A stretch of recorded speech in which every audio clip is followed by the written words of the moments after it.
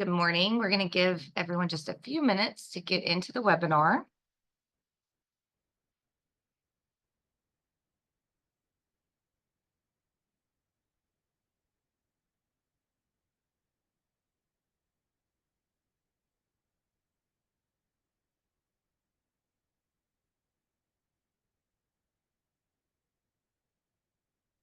Welcome. Good morning.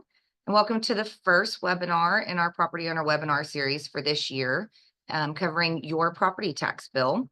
I'm Leana Mann. I'm the Chief Appraiser for the Travis Central Appraisal District. And we also have our new tax assessor collector, Celia Israel, with us today.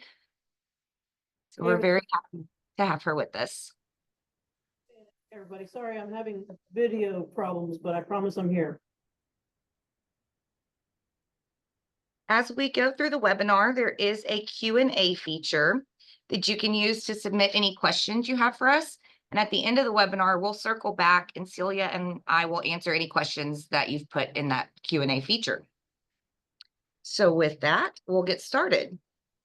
So to kick things off, we're going to start with the property tax system.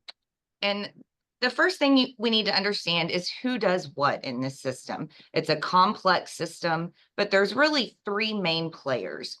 The first of those being my office, the Central Appraisal District, and we determine a market value on all property in Travis County each year.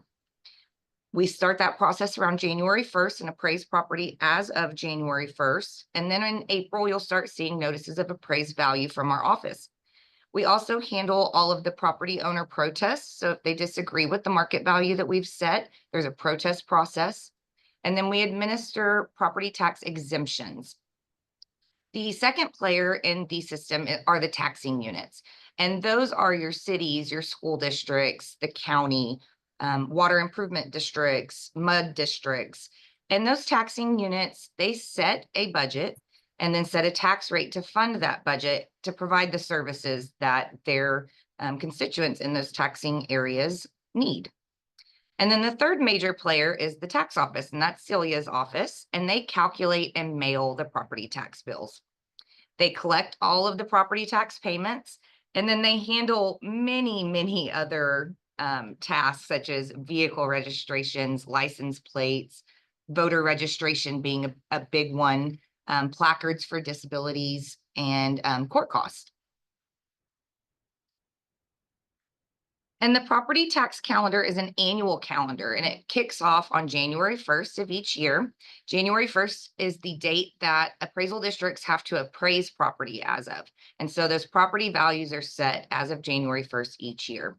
And we go through the first quarter of the year, and then in April, we start sending out those notices of appraised value, which outline what the market value on your property is, any exemptions that you might qualify for, and gives you some information on how to protest if you disagree with that value. Generally, the deadline to protest your property is May 15th.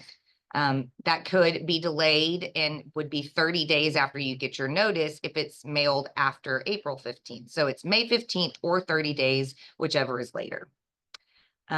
Then we go through the summer months and handle over 187,000 property owner protests.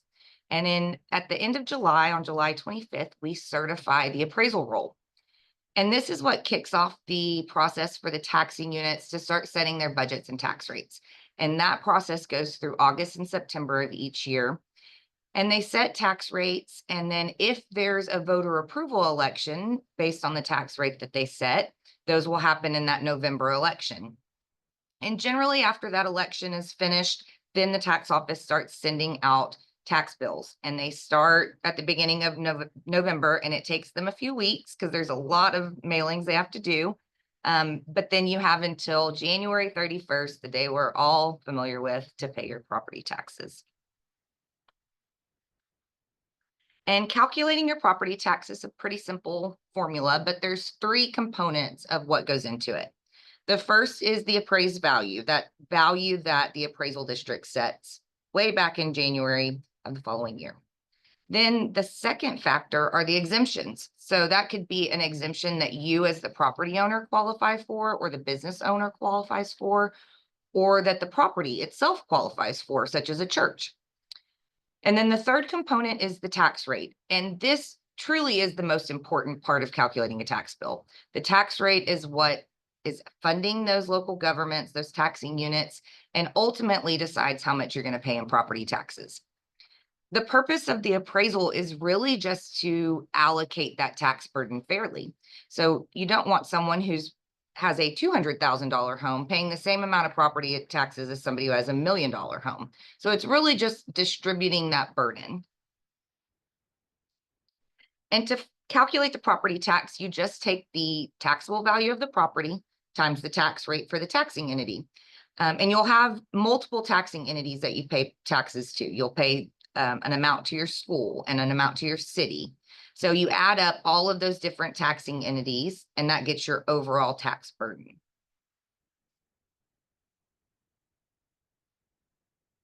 A couple things that you can do to help reduce your taxable value. Exemptions are a great tool for property owners that can lower your taxes.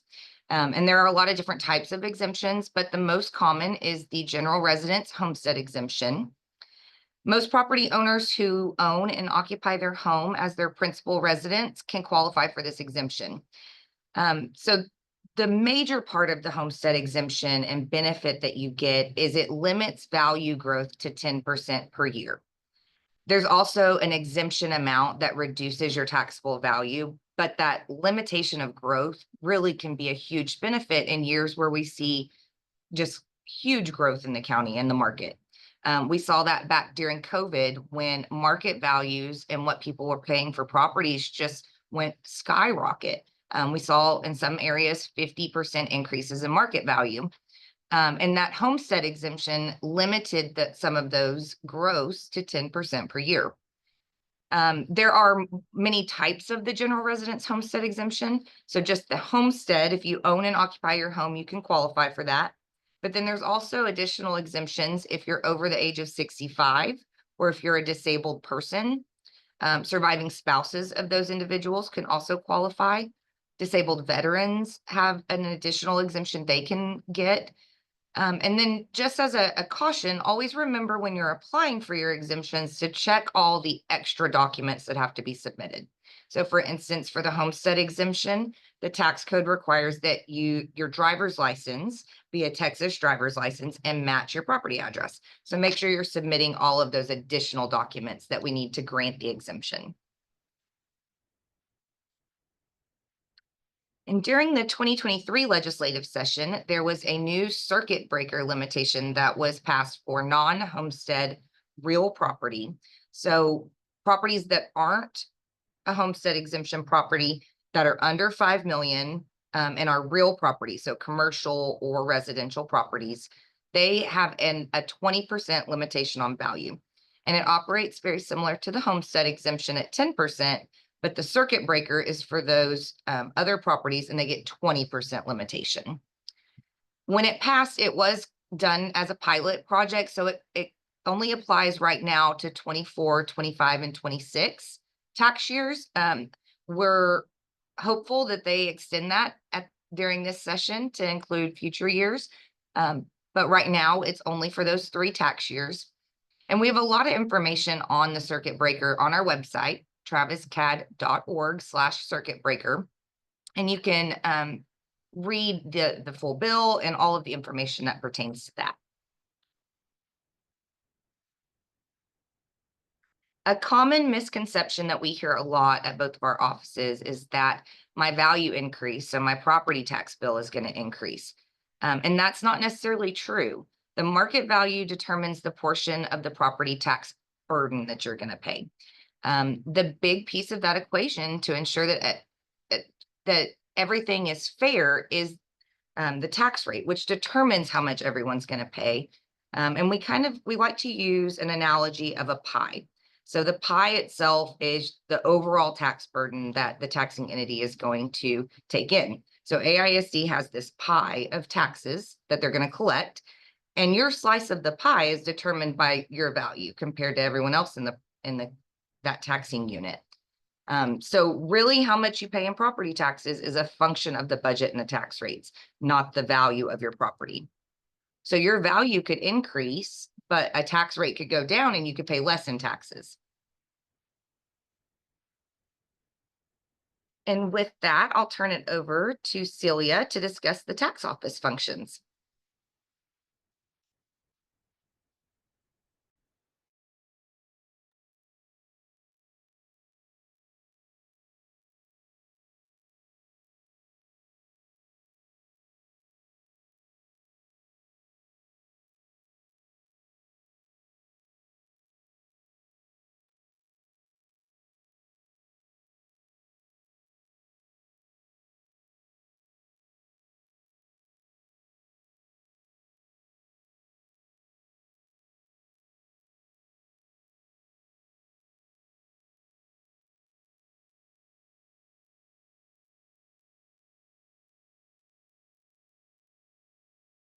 You want to make sure that that's handled correctly, that the next slide will cover that. You really don't want to trust the Postal Service as it gets towards the end of January.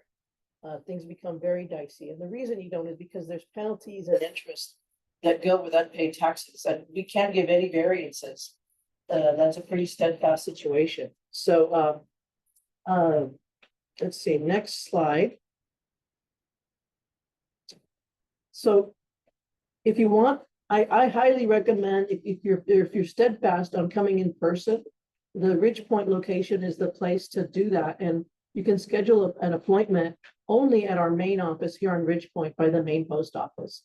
If you hear some noise, it's because I'm looking at a flyover with trucks just flying by me. So we're in Northeast Austin, centrally located. But scheduling an appointment is something that I suggest, just in case the lines have been up and down every morning and every afternoon. So if you get an appointment, you come in, you sign into the kiosk, and with your app, you can then let the staff know that you're here for your appointment, as opposed to just in case there's a rush, and save you some time. The easiest thing is to go online and make a payment. It costs you $1 in a processing fee. It makes sure that your taxes were paid on time, and you don't get a surprise. Sometimes what has happened is that you might go to your banking software and say, I want to pay by check, and you think you've paid, but your bank hasn't actually made that payment happen and come into us by virtue of the United States Postal Service. I'm not trashing the Postal Service. I'm just simply saying we don't want any wrinkles here in the month of January. So if you know anybody in that kind of a situation, go online and make your payment. There is a 3% charge for credit cards, and I think we can go to the next slide. So we can see the addresses. Yeah, there's the warnings that I have for you about the United States Postal Service. The postmark is really, really important. So either come in and drop it off. There's a drop box. If you want to talk to a real live person, you can sign up to the kiosk. If you want to get an appointment, do that. I strongly recommend that, again, to save yourself some time. For the old-fashioned folks here on this call, getting a postmark is literally getting a date stamp on the envelope. And if you put it in the mailbox on the 30th of January, there's the risk that it might not get that hand stamp. So you can either come by here and drop it off at Ridgepoint, or go online and cost you $1 to pay it. Saves you some grief. So next slide. That reiterates what I was talking about. While you're online making that payment, you can also update a mailing address. Maybe you've gotten a PO box for yourself and for your family. You can download a receipt, and you can also apply for a payment plan, which we'll talk about in the next slide. Save yourself some time, save yourself some stress. So here's the payment plan options. If you're 65 or older, disabled veteran homesteads, you can make payments in 4 installments with no penalties or interest. And I strongly recommend this as an option. I just took office on Friday, and I never want to lose sight of the fact that we are a very expensive county in Travis County. It's really expensive to live here. So making sure that those of you who can qualify for a payment plan, maybe that helps mom stay in her house a little bit longer. I understand that it's hard, and we're sensitive to that in this office. So think about that. And while you're making your payment here personally, if you want to talk to any of our staff about it, they're happy to give you some additional support. So you can sign up for that perhaps for the incoming year. Next slide. So here's our locations. You can make these payments at any of these locations. You can make appointments only at our Ridgepoint office, which is our big office here in Northeast Austin. So any of these you can drop off with a Dropbox, or you can go talk to a real live person who will be happy to help you take that payment, get your receipt. Next slide. And we always use every opportunity to say, if you're not unhappy with the taxes that you're paying, get registered to vote. We all voted for an additional increase here in Travis County. Not we all. The voters overwhelmingly supported a change to property taxes rates this time around. We always want to encourage you. This office is a different kind of office. We do voter registration here, and there's about 850,000 people. We give an accurate voter registration roll to the clerk to run those elections. So it's another part of what we do in this office. So I think I'm done, Leanna. If we want to see if anybody has any questions, and I can put a contact info for my chief of staff for folks who might want to be interested in, maybe they already paid their taxes and they want more information on deferrals and payment programs. But thank you. So there's one tax bill related question right now. And it's, my tax bill is due January 31st and I can't protest until April. And I think, so yes, we set values January 1st, but that tax bill, for example, that you're paying by January 31st of this month, that's for last year's values. So you'll get your notice of appraised value in April. You have to protest during the summer. Then you get your tax bill following that, that's then due January 31st. Okay, I think we have a few more slides on resources and things that can help. The first of those is travistaxes.com, and this was passed a few legislative sessions ago, but this website provides very property specific information for your taxing units. You can see the proposed rates that when they're going through that process, see how that's going to impact your tax bill. You can also find hearing information on when their budget hearings are. And one thing that I always try to harp on when we're in these meetings is, you know, we get 187,000 people that come see us every summer to protest the value. And there may be 20 people at a budget hearing for these taxing units. And those budget hearings are just as important. That's what's determining that tax rate. So you can find information on those hearings on travistaxes.com. And there's a really cool feature that allows you to contact the taxing entities and give them feedback. A lot of times those budget hearings are during the day. You can't get away from work. It's just not a convenient opportunity for you. So this website gives you the option to leave feedback on the budget and tax rates for the taxing entities. There are very limited opportunities once the appraisal roll is certified in July for the appraisal district to make changes. So you can always correct an error. That's one of the changes that are allowed. So a clerical error, or if you're being appraised by multiple counties, you get a tax bill from Williamson and from Travis, that would be an error that we could correct. If there's non-existent property, we can correct that. Or if there's an error in ownership, we can correct that at any time. There's also the option to correct a substantial error. And this is if the error is at least 33% of the market value, or 25% of the market value. If it's a homestead, then we can fix that. The key to any late protest options is that it has to be done before taxes become delinquent on February 1st. So if you get your tax bill in November and you see just an egregious error on there, you could take one of these late remedy options as long as you file it before February 1st. There's also the late homestead application. So generally you have to apply for a homestead exemption by April 30th.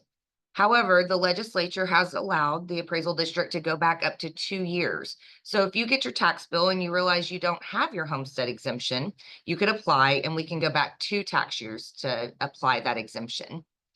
And then if you've already paid your taxes for one of those years that you should have been eligible for an exemption, you may get a refund from the tax office for taxes that you've paid. If you recently purchased a property that did not have a homestead exemption from the seller, then you may be able to claim your exemption early and get a prorated exemption for part of the year. And then for seniors, Celia covered a lot of this, but there's the option for deferrals. For seniors or people with disabilities, your property taxes could be deferred until you no longer own the home. There is a caution here that you will continue to accrue interest at a rate of 5%, but in situations where you just can't pay the taxes, this is an option for those people who are over 65 or have a disability. Keep in mind that you do have 188 days from the time. So if, let's say you deferred your taxes, it continues to accrue interest each year, and then you pass away. Your heirs would have 180 days to pay the back taxes. So just keep that in mind if you do need to defer your taxes. It's a pretty quick turnaround for them to turn around and pay the taxes. Our website has a lot of information on it. So traviscad.org. We have a property search function where you can search for your property and check our records, check the square foot of your property, how many bedrooms and baths we have listed. There's also forms and applications. So the homestead exemption application is available on our website along with all other exemption applications. We have links to all of our webinars so that if you remember we talked about something in this webinar, you could go back and listen to the recording and make sure you have that information correct. There's a lot of frequently asked questions. And then we also have a chat feature where you can chat with one of our customer service representatives during business hours. If you just have a quick question, that's available there as well. We have a property owner toolkit for new homeowners, and it gives you a brief introduction to the property tax system, information on homestead exemptions, and then more information on the property tax calendar and some of those key dates that you should keep in mind as a new homeowner. And that's traviscad.org/toolkit. We also have a homestead exemption clinic coming up on February 1st. A lot of times it's easier just to come meet with us, fill out your application, answer any questions that you might have. So we're doing that at the Del Valley Library on Elroy Branch. I'm sorry, on FM 812. That's February 1st, and it'll be from 10 to 12. And before we get to any questions, there's a QR code here or a website. We appreciate any feedback you have. So if there are other topics that you'd like us to cover or feedback on the event today, we'd love to hear from you. traviscad.org/event feedback or that QR code. And with that, we have a couple questions. So we have a question about turning 65 and the over 65 exemption. So the over 65 exemption, the tax code allows us to auto add that over 65 exemption if we have your driver's license. So if we know your driver's license and date of birth because you previously had a homestead exemption, we can auto add your over 65 in the year that you turn 65. We encourage property owners to check the property search, make sure that once April, your notice of appraised value comes out. If your exemption's not on there at that time, go ahead and let us know. Send us an email, fill out the over 65 application, and then we'll get that fixed. And we have another question. Is the over 65 and disabled persons exemption the same thing, or can you file for both? They are different exemptions. Most of the taxing entities elect the same exemption amount for both the over 65 and the disability exemption, but there are a few that are different. So if you have questions and you may qualify for both, we encourage you to reach out to our customer service group and we can help you decide which entity to select which exemption. So generally they're the same, but there are some entities that have differences.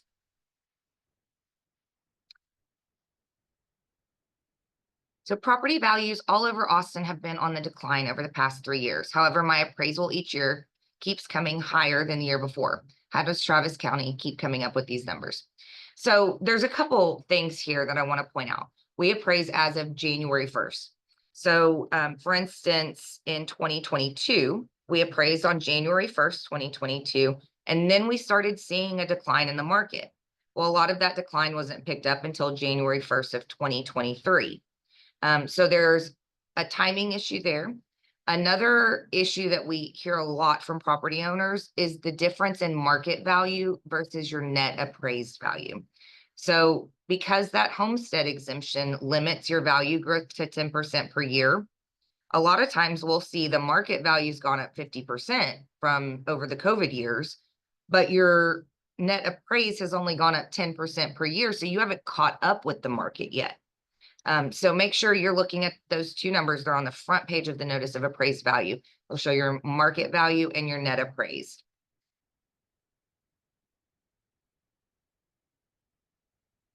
Okay, we have a question about the homestead verification. This is a great question. Last legislative session, they passed a law that requires appraisal districts to audit homestead records every 5 years.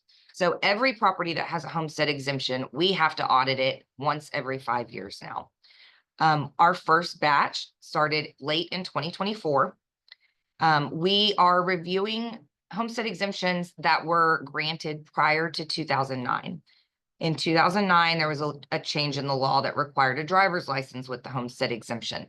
So for those that we had prior to 2009 that didn't have a driver's license on file, we just need you to submit that driver's license. It ensures that you still qualify for the exemption, and then you're done. It's a very quick form, 3 or 4 questions. You can take a picture online of your driver's license and upload it to our system. You have a specific question about if your driver's license doesn't match your property address. So in the situation that this property owner is listing, it has a unit number that's different than the driver's license. And those scenarios, we manually review those. So when you're submitting online, it may say it doesn't match. Be caution, it doesn't match. But we'll manually review that and make sure that you still qualify for the exemption.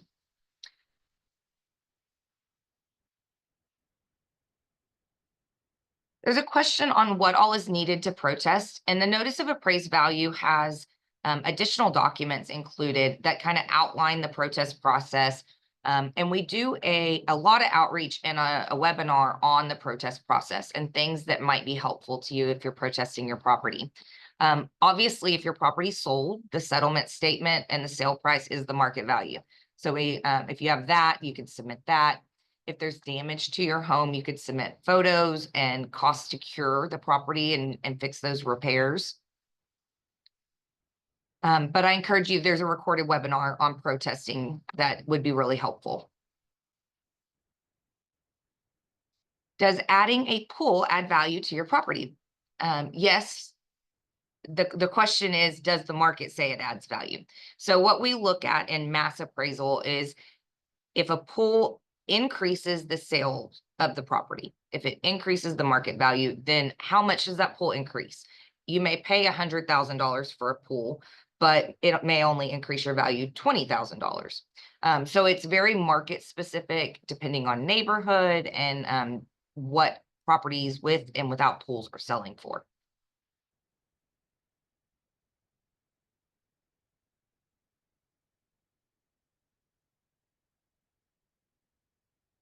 So there's a question on the value limitation adjustment and how that's calculated. So the net appraised value can only go up 10% per year. So you take the market value of last year plus 10%, or the market value of the current year, whichever is lower. What can also be confusing is if you have new values. So if you've added something to your house, a pool, a garage, a granny flat in the back, that could that could change that 10% calculation because you have to add in the new value as well.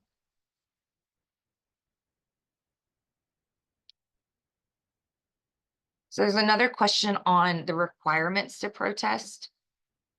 The protest itself can be filed by the owner. And if you sell your property, the buyer or the seller, it can also be protested by your property tax agent if you've hired one of them. As long as you protest before the protest deadline, your protest will be approved. There's no approval process for filing a protest, which is what the question referred to. Now, if you protest after the deadline to protest, that's a late protest. And then the appraisal review board, who's a separate entity from us, gets to grant or deny that late protest.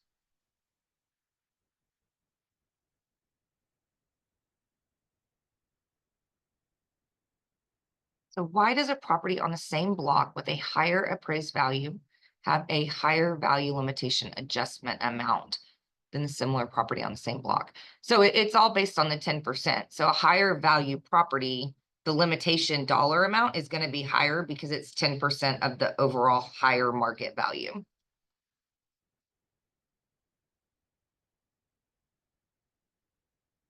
Any other questions for us?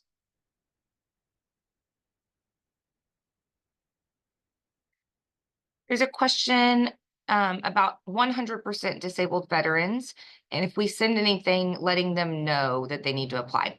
So the disabled veterans, if for those veterans that are 100% disabled, they get a 100% exemption.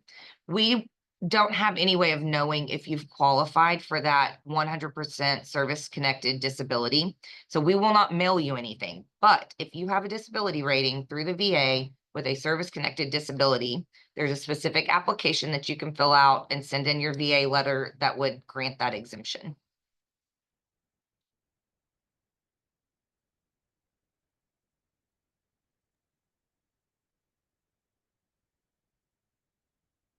I think that is all the questions for today. Any closing remarks, Celia?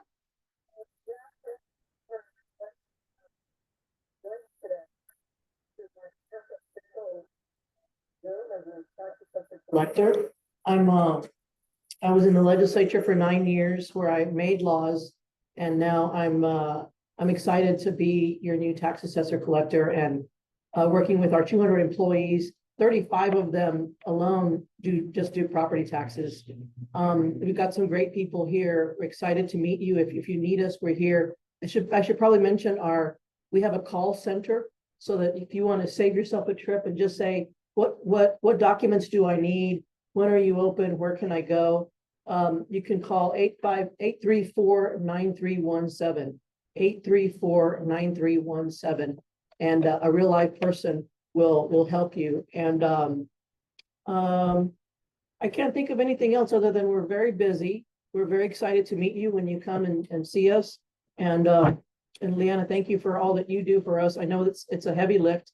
And I'm because of the legislature, I'm now a voting member on Leana's board. So I have another task, which is to learn even more about TCAD and be a resource for you as a smart member of your board. I promise not to be a trouble. No, we're excited. It's uncommon when you get a tax assessor collector that served in the legislature. It's such a huge benefit, and the property owners of Travis County are really going to benefit from that. So we're excited. And I'm a realtor. That's how I made a living as a part-time legislator, part-time realtor. So I know that people out there are depending on us to do good things. So I'm excited for the future. We're happy you're with us. So right. Thank you everybody for joining us today. Thank y'all. And please leave us feedback. And our next webinar will be coming up in the next month. So check our website. Thank you.